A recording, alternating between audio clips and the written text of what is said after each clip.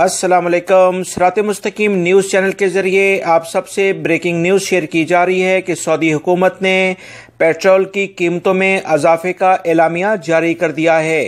Aramco के तर्जुमान के मुताबिक सऊदी हुकूमत की जानिब से कहा गया है कि 91 पेट्रोल 0.67 से बढ़कर 0.90 रियाल में अब बिकेगा।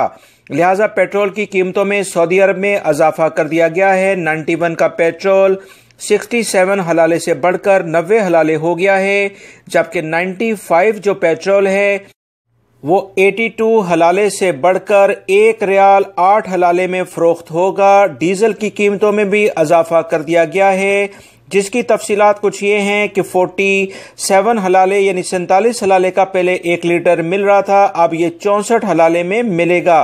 पेट्रोल की दोनों किस्मों की कीमतों में इजाफा कर दिया गया है, जो आप स्क्रीन पर दोस्तों देख रहे हैं। यही नई कीमतें कल से बाकायदा इसका इतलाक शुरू कर दिया गया है। पेट्रोल और डीजल की ये कीमतें हर महीने के लिहाज से तैनात की जाती हैं, लिहाजा अगले महीने इसी डेट में दोबारा से इसमें रद्दोबदल हो सकता है।